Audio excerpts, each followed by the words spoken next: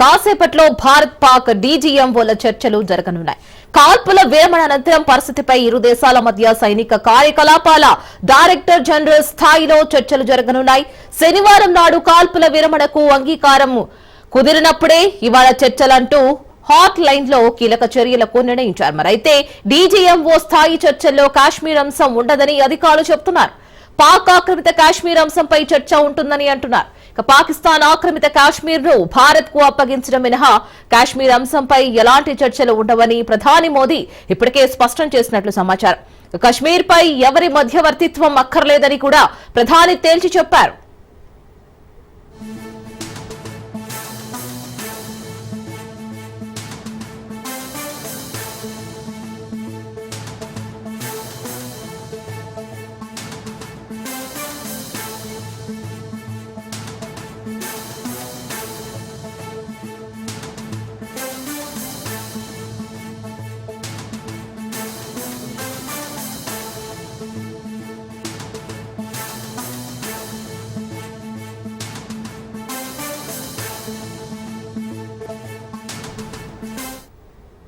కాసేపట్లో భారత్ పాక్ డీజీఎంల చర్చలు జరగనున్నాయి. కాల్పుల విరమణ అనంతర పరిస్థితిపై ఇరు దేశాల మధ్య సైనిక కార్యకలాపాల డైరెక్టర్ జనరల్ స్థాయిలో చర్చలు జరగనున్నాయి.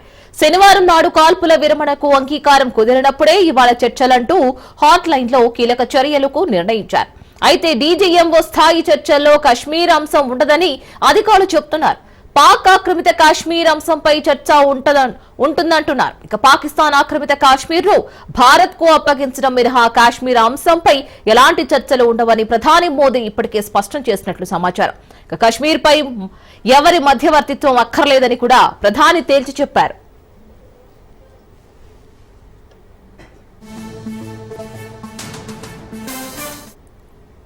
సమావేశంలో భాగంగా పాక్ రెచ్చగొట్టే చర్యల గురించి డీజీఎంఓలు చర్చించే అవకాశం కనపడుతోంది. అదేవిధంగా ఉగ్రవాదుల అప్పగింత అంశాన్ని భారత్ ప్రస్తావించనున్నట్లు సమాచారం. మరోవైపు ఎలాంటి షరతులు లేకుండా చర్చలు జరగాలంటోంది భారత్. అటు పాకిస్తాన్ కాల్పుల విరమణకు ప్రాధాన్యత ఇస్తామని చెబుతోంది.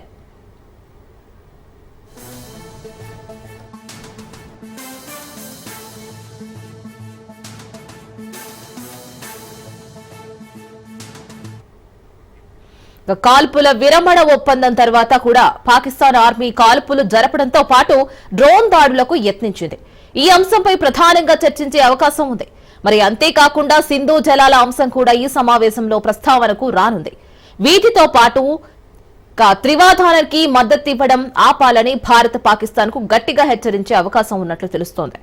ఈ చర్చల తర్వాత భారత్ ఎలాంటి నిర్ణయం తీసుకుంటుంది అనేది ఆసక్తికరంగా మారింది. మరి దీని గురించి మరింత సమాచారం మా ప్రతినిధి రత్నకుమార్ లైవ్ లో అందిస్తారు.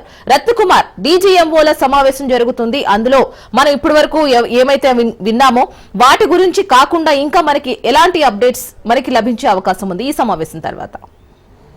ముఖ్యంగా డీజీఎంఓల సమావేశం అనేది వాళ్ళ ఉదయమే జరగాల్సి ఉన్నప్పటికీ కూడా కొన్ని అనివార్య కారణాల వల్ల ఈ సమావేశం అనేది వాయిదా పడింది.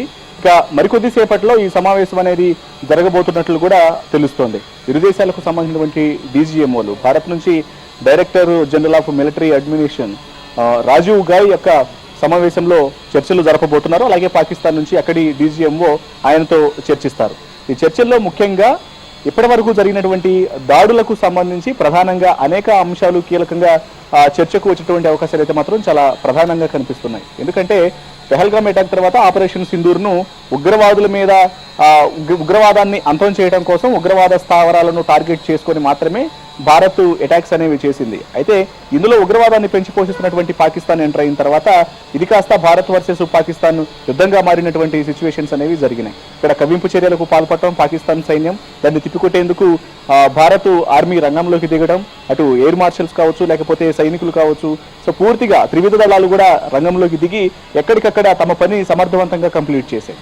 సో వీటన్నింటికి సంబంధించి అసలు ఏ రకంగా యొక్క ఉగ్రవాదాన్ని ప్రేరేపిస్తున్నటువంటి పాకిస్తాన్ అడ్డుకట్ట వేయాలనే దాని మీద ఇప్పటి వరకు జరిగినటువంటి చర్చల అంశాన్ని కూడా డీజీఎంఓ దృష్టికి భారత్ తీసుకెళ్లబోతోంది. పాకిస్తాన్ డీజీఎంఓతో ఈ విషయం మీద ప్రధానంగా చర్చలు జరిపి ఖచ్చితంగా ఉగ్రవాదులను ప్రధానంగా తాము పెంచి పోషిస్తున్నటువంటి ఉగ్రవాదులు ఎవరైతే ఉన్నారో ఈ లష్కరే తోయిబాకు సంబంధించినటువంటి ఉగ్రవాదులు, జైషే మహమ్మద్, ఇతర ఉగ్రవాద సంస్థల ప్రతినిధులు వీళ్ళందరినీ కూడా భారత్కు అప్పగించాలనేటువంటి అన్ని అంశాలు కూడా ఈ చర్చలోకి వచ్చేటువంటి అవకాశాలు ఉన్నాయి. ఇంకా వీటితో పాటు అసలు కవ్వింపు చర్యలకు పాల్పడటానికి సంబంధించినటువంటి అనేక అంశాల మీద హెచ్చరికలు జారీ చేసే అవకాశం ఉంది. ఎందుకంటే పెహల్గామ్ అటాక్ అనేది అందులో ఆ దేశానికి సంబంధించినటువంటి పారా కమాండోస్ను ఐడెంటిఫై చేయడం జరిగింది. ఇన్సిడెంట్ జరిగిన తర్వాత అక్కడ కొంతమంది ఉగ్రవాద స్థావరాల మీద అటాక్ తర్వాత ఉగ్రవాదులు చనిపోతే ఆ ఉగ్రవాదుల యొక్క అంత్యక్రియల్లో ఆ దేశ సైనికులు పాల్గొన్నారు. అధికారులందరూ కూడా పాల్గొని వాళ్ళందరి యొక్క అంతిమ సంస్కారాల్లో పాల్గొన్నటువంటి తీరుకు సంబంధించి కూడా అసలు ఈ ఉగ్రవాదాన్ని అంతమొందించేందుకు ఆ ఉద్దేశంలో భాగంగానే ఎవరినైతే పెంచి పోషిస్తున్నారో వాళ్ళందరినీ కూడా భారత్కు ఇబ్బందికరంగా మారి భారత్ మీద అటాక్స్ చేస్తున్నటువంటి వాళ్ళందరినీ కూడా తమకు అప్పగించాలనేటువంటి విషయాల మీద ప్రధానంగా ఇప్పుడు చర్చకు వచ్చినటువంటి అవకాశాలు ఉన్నాయి. అయితే వీటితో పాటు ప్రతిచర్యలు ఏవైతే జరిగాయో ఇటు మిసైల్స్ ను ఉపయోగించి చేసినటువంటి దాడులకు సంబంధించి వీటన్ని చర్చకు వచ్చే అవకాశం ఉంది. అయితే సింధు జలాల అంశం అనేది చాలా ప్రధానంగా ఈ చర్చలో కీలకం కాబోతోంది. ఎందుకంటే ఎప్పుడైతే పాకిస్తాన్ కవ్వింపు చర్యలకు పాల్పడిందో, పాకిస్తాన్ కవ్వింపు చర్యలకు పాల్పడిన తర్వాత భారత్ వెంటనే అక్కడ వారిని అటు ఆర్థికంగా దెబ్బ కొట్టాలి, లేకపోతే ఇబ్బందికరమైన అంటే ప్రతిచర్యలో భాగంగా పూర్తిగా సింధు జలాలను ఆపివేయడం జరిగింది. సింధు జలాలను పూర్తిగా నిలిపివేస్తూ ఆ రకమైనటువంటి ఎదురు దెబ్బ తీసే విధంగా పూర్తిగా డ్యాంలను బంద్ చేయడం జరిగింది. రిజర్వాయర్లను క్లోజ్ చేశారు. పాకిస్తాన్ వైపు నీళ్లనేవి వెళ్లకుండా పూర్తిగా కఠినటువంటి చర్యలు తీసుకున్నటువంటి పరిస్థితి ఉంది. కాబట్టి సో ఇప్పుడు ఆర్థికంగా కొంత ఇబ్బందికరమైనటువంటి పరిస్థితి అనేది ఎదురవుతోంది పాకిస్తాన్లో. సో ఈ వ్యవహారాన్ని ఇప్పుడు యొక్క చర్చలో భాగంగా తీసుకొచ్చేటువంటి అవకాశాలు ఉన్నాయి. కానీ భారత్ మాత్రం కేవలం యుద్ధానికి సంబంధించినటువంటి అంశాలను మాత్రమే మాట్లాడేటువంటి అవకాశం ఉంది. ఇక మిగతా ఇప్పటికెప్పుడు తీసుకున్నటువంటి ఇతర నిర్ణయాలు ఏవైతే ఉంటాయో అనేక నిర్ణయాలు తీసుకోవడం జరిగింది. సింధు జలాలను ఆపివేయటం, అలాగే ఇతర నిర్ణయాలు ఏవైతే ఉన్నాయో గగనతలాన్ని క్లోజ్ చేయటం, పాకిస్తాన్ విమానాలు అవి వెళ్లకుండా ఇటు మొత్తం ఎయిర్ బేస్ ను క్లోజ్ చేయటం పాకిస్తాన్కు. సో ఈ రెస్ట్రిక్షన్స్ అన్ని ఉన్నాయి. భారత్లో వారి యొక్క ప్రొడక్ట్స్ అనేవి రాకుండా కూడా అనేక రకాలుగా నిర్ణయాలు తీసుకున్నారు. కాబట్టి ఇవేవి చర్చకు రాకుండా కేవలం యుద్ధానికి సంబంధించినటువంటి విషయాలను మాత్రమే మాట్లాడుకున్నటువంటి అంశాలు కనిపిస్తున్నాయి. ఇక పాక్ ఆక్రమిత కశ్మీర్ అనేది చాలా కీలకం కాబోతోంది. కశ్మీర్ విషయంలో భారత్ ఎప్పటికూ తగ్గేది లేదు అనేటువంటి విషయాన్ని ఎన్నో సందర్భాల్లో కుండబద్దలు కొట్టిన ప్రధాని మోడీ ఇప్పుడు కూడా అదే విషయాన్ని చాలా స్పష్టంగా తెలియజేశారు. కశ్మీర్ భారత్ సొంతం, భారత్ది, ఇందులో మరొక మాట లేదు. ఈ కశ్మీర్లో ఏదో వివాదం ఉంది, ఆ వివాదాన్ని తాము పరిష్కరిస్తాము, మధ్యలో ఇతర మధ్యవర్తులు వస్తారు, వాళ్ళు వచ్చి ఇద్దరి మధ్య ఉన్నటువంటి సమస్యలను పరిష్కరిస్తారనేటువంటి విషయాలన్నింటినీ కూడా పక్కన పెట్టండి. ఇందులో ఎటువంటి మధ్యవర్తుల యొక్క సాయం అనేది తమకు అవసరం లేదు అనే విషయాన్ని కుండబద్దలు కొట్టినట్లు ప్రధాని మోదీ తెలియజేశారు. కాబట్టి ఇక పాక్ ఆక్రమిత కశ్మీర్ విషయానికి సంబంధించి ఒకవేళ చర్చకు వచ్చినా సరే దాన్ని దాటవేసినటువంటి అవకాశాలు అయితే మాత్రం చాలా స్పష్టంగా ఉంటాయని తెలుస్తోంది. ఇక ఇందులో అనేక అంశాలు, ముఖ్యంగా డ్రోన్లతో దాడులకు ప్రయత్నించినటువంటి అంశాలకు సంబంధించి కూడా వీటి మీద ప్రస్తావనకు వచ్చేటువంటి అవకాశాలు ఉన్నాయి. డ్రోన్లతో, మిసైల్స్తో అసలు సైనిక స్థావరాలను లక్ష్యంగా చేసుకొని తాము ఉగ్రవాద స్థావరాల మీద అటాకులు చేస్తుంటే పాకిస్తాన్ సైనికులు తమ సివిలియన్లను తమ సైనికుల మీద దాడులు చేశారన్నటువంటి విషయాలన్నింటినీ కూడా మెన్షన్ చేస్తూ తమ మీద కవ్వింపు చర్యలకు పాల్పడి తీర వెంబడి పాకాక్రమిత కశ్మీర్లో POK ప్రాంతంలో ఆ తీరరేఖ వెంబడి నియంత్రణ రేఖ వెంబడి చేసినటువంటి దాడులకు సంబంధించి కూడా ఈ అంశాలన్నీ కూడా ప్రస్తావనకు రాబోతున్నాయి. అయితే ప్రస్తుతానికి ఇక వీటితో పాటు ఏ అంశాలను చర్చిస్తారు అనేది ఒక ఉత్కంఠగా కొనసాగుతుంది. ఖచ్చితంగా మరికొద్ది సేపట్లోనే జరగబోతున్నటువంటి యొక్క DGMOల సమావేశం అనంతరం ఖచ్చితంగా ఒక ప్రెస్ మీట్ అనేది నిర్వహిస్తారు. ప్రెస్ మీట్ లో దీనికి సంబంధించినటువంటి ఫుల్ డీటెయిల్స్ అనేవి కూడా తెలియజేసే అవకాశం ఉంది. రీనా, రైట్ రత్నకుమార్, మొన్న మధ్య ఆపరేషన్ సింధూర్ స్టార్ట్ చేయకముందు మనం ఇట్లాంటి సమావేశాల గురించి ఎదురు చూసాము. ఆ సమావేశాల తర్వాత ఎవరికి వాళ్ళు సైలెంట్ గా ఉన్నారు. And day after the day తర్వాత ఆపరేషన్ సింధూర్ సక్సెస్ఫుల్ అంటూ మనకి చాలా న్యూస్ పేపర్లో ఇటు మీడియాలో గానీ ఇట్లాంటి కథనాలే మనం చూసాము, లైవ్ లో విన్నాము కూడా. అండ్ ఈ యొక్క సమావేశం తర్వాత కూడా శాంతియుతంగా చర్చలు జరిపే అవకాశం ఉందంటారా, లేదా ఇట్లా ఆపరేషన్ సింధూర్ 2 ఆ పార్ట్ 2 ఏమైనా కొనసాగింపు ఏమైనా ఉంటుందా? ప్రస్తుతానికి ఆపరేషన్ సింధూర్ని ఆపలేదు. ఆపరేషన్ సింధూర్ అనేది కంటిన్యూ అవుతున్నటువంటి విషయాన్ని చాలా స్పష్టంగా తెలియజేశారు ఎయిర్ ఫోర్స్ అధికారులు. కాబట్టి ఖచ్చితంగా ఆపరేషన్ సింధూర్ అనేది దానికి పార్ట్స్ అనేవి కంటిన్యూ కాకుండా ఆపరేషన్ సింధూర్ మొదటగా మొదలుపెట్టినటువంటి ఆపరేషన్ సింధూర్ అనేది కొనసాగుతూ ఉంటుంది. ఖచ్చితంగా దీనికి సంబంధించినటువంటి అన్ని అంశాలు అనేవి కూడా ఇప్పుడు జరిగినటువంటి DGMOల సమావేశం తర్వాత ఒక కీలక నిర్ణయం తీసుకున్నటువంటి అవకాశాలు ఉన్నాయి. Yes, right. మనం చెప్పుకోవచ్చు మొన్న సీజ్ ఫైర్ అనగానే ఇటు భారతీయులు గాని ఎవరైనా గాని ఎందుకు యుద్ధాన్ని మధ్యలో ఆపేశారు అని ప్రతి ఒక్కరికి ఒక డౌట్ వచ్చింది. సో ఈ యుద్ధం ఆగిపోతుందా? ఈ సమావేశాల తర్వాత వాళ్ళు తీసుకునే నిర్ణయాల మీద ఆధారపడి ఉంది. సో ఇట్లాంటి సీజ్ ఫైర్ లాంటిది మళ్ళీ ఏమైనా ఈ ఆపరేషన్ సింధూర్ కి అడ్డు వచ్చే సంకేతాలు ఏమైనా కనిపిస్తున్నాయా అంటే ఏం చెప్తారు? వాస్తవానికి రియల్ గా ఫ్యాక్ట్స్ మాట్లాడుకున్నట్లయితే అసలు యుద్ధం అనేది స్టార్ట్ కాలేదు. కేవలం మొదటగా పెహల్గామ్ అటాక్ అనేది జరిగింది. పెహల్గామ్ అటాక్ జరిగిన తర్వాత పెహల్గామ్ అటాక్లో ఉగ్రవాదులు చాలా కీలకంగా అత్యంత దుర్మార్గంగా దాదాపు 26 మందిని పొట్టన పెట్టుకున్నారు. భార్యల నుంచి భర్తలను వేరు చేసి మతాల పేర్లు అడిగి వాళ్ళందరినీ అత్యంత రాక్షసంగా చంపడం జరిగింది. అప్పటికప్పుడు వాళ్ళందరూ కూడా ప్రాణాలు కోల్పోయినటువంటి పరిస్థితుల తర్వాత ఇది మొత్తం దేశం మొత్తాన్ని, భారత్ మొత్తాన్ని కూడా ఉలిక్కిపడేలా చేసింది.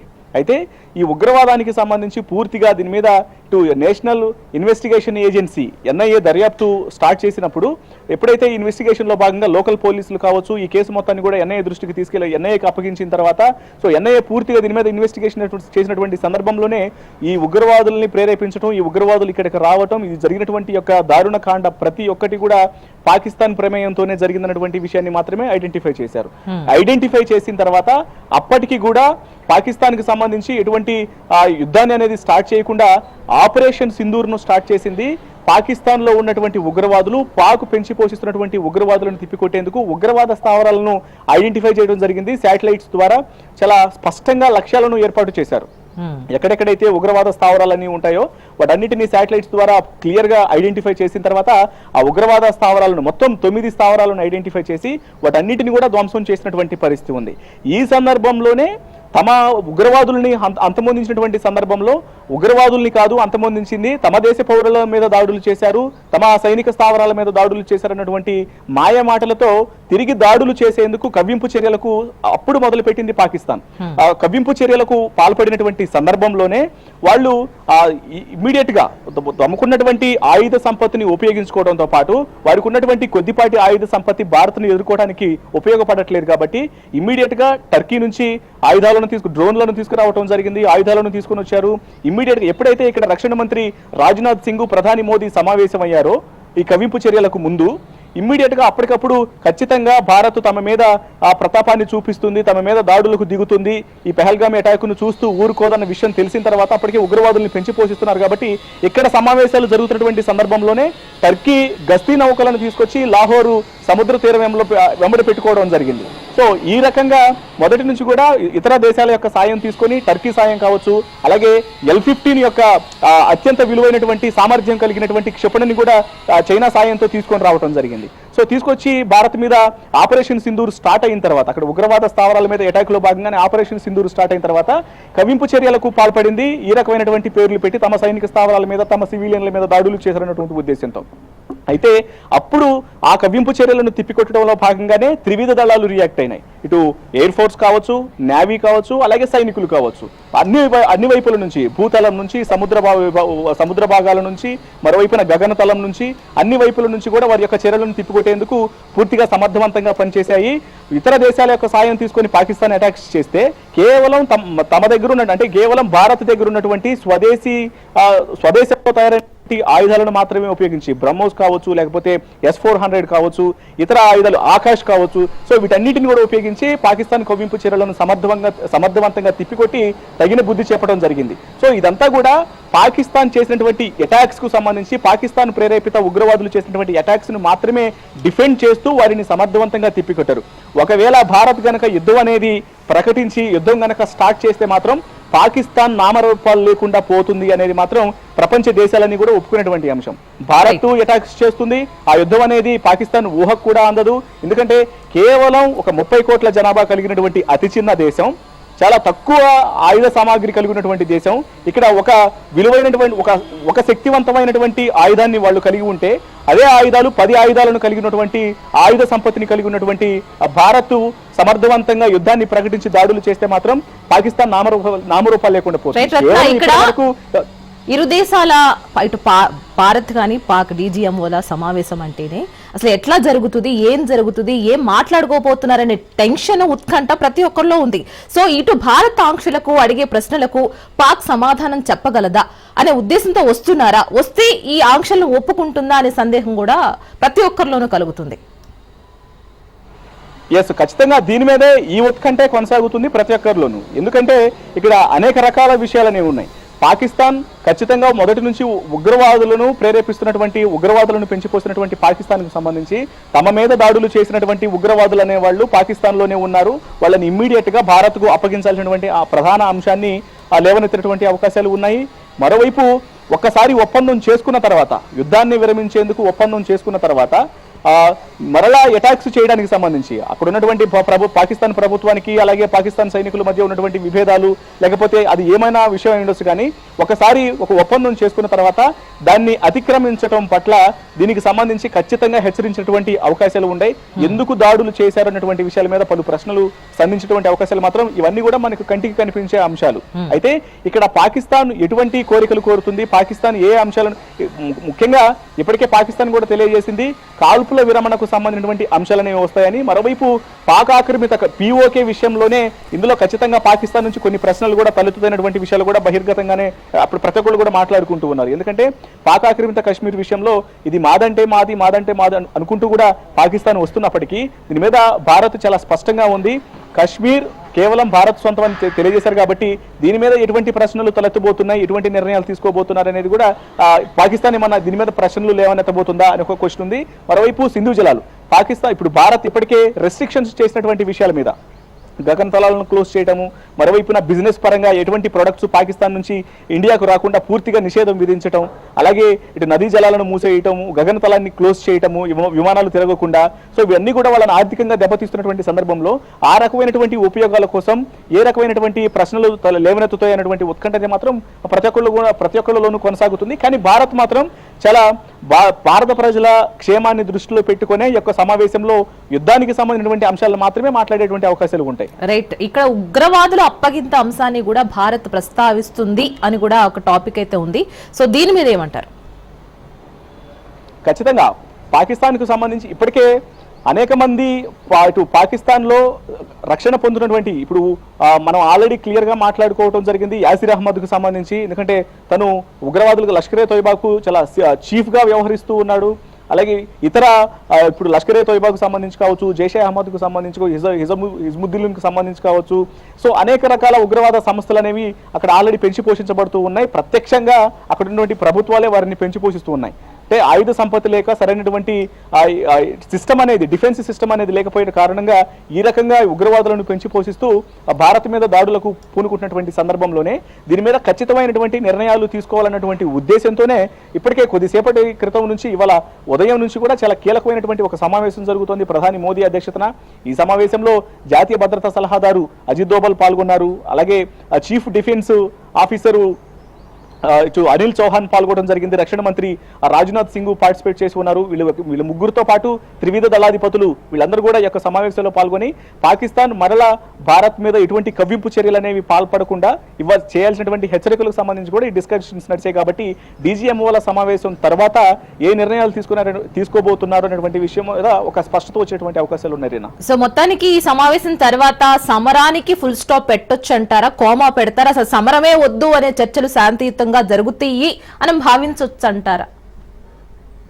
వాస్తవానికి యొక్క సమావేశంలో కేవలం కవ్వింపు చర్యలకు సంబంధించినటువంటి అంశాలు, ఎప్పుడైతే పాకిస్తాన్ కవ్వింపు చర్యలకు పాల్పడుతూ అక్కడ సైనిక వ్యవస్థను వాడుకొని మిసైళ్లను ఉపయోగిస్తూ ఇప్పుడు ఇతర దేశాల యొక్క ఆయుధ సహాయం తీసుకొని తమ యొక్క సైనికులను భారత్ మీదకు ప్రయోగించినటువంటి అంశాలు ఏవైతే ఉన్నాయో, ఇటు రాజస్థాన్లో చేసినటువంటి రాజస్థాన్ జైసల్మీర్లో చేసినటువంటి దాడులు, హర్యానాలో చేసినటువంటి దాడులు, జమ్మూ కాశ్మీర్లో చేసినటువంటి దాడులకు సంబంధించి, సో వీళ్ళు చేసినటువంటి అటాక్స్ అన్నిటికీ సంబంధించి కూడా ఆ తగిన ఆధారాలతో పూర్తిగా పాకిస్తాన్ను హెచ్చరించినటువంటి అవకాశాలు ఉంటాయి.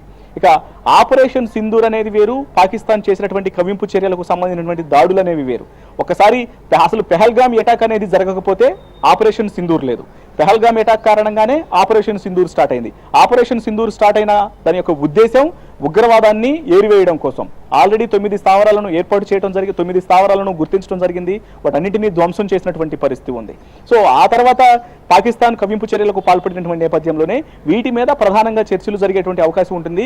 పాకిస్తాన్ గనక మాట వినకపోతే, ఎందుకంటే ఇప్పటికే ఇందులో ఇరువైపుల నుంచి కూడా ఎటువంటి కాల్పులు జరగకుండా జరిగినటువంటి దాడులకు సంబంధించి కూడా డ్రోన్ల ప్రయోగాలకు సంబంధించి ఈ యుద్ధానికి సంబంధించి ఈ కవ్వింపు చర్యలు ఏవైతే అటు వైపున పాకిస్తాన్ కవ్వింపు చర్యలకు పాల్పడటం, వాటిని భారత్ తిప్పికొట్టడం, ఈ వ్యవహారం ఏదైతే జరిగిందో దీన్ని ఆపడం కోసం అగ్రరాజ్య అధినేత డొనాల్డ్ ట్రంప్ కూడా మధ్యలో తాము ఒక రాత్రంతా చర్చించాము, ఒక మంచి స్టెప్ తీసుకున్నారు ఇరు దేశాలకు సంబంధించినటువంటి నేతలు.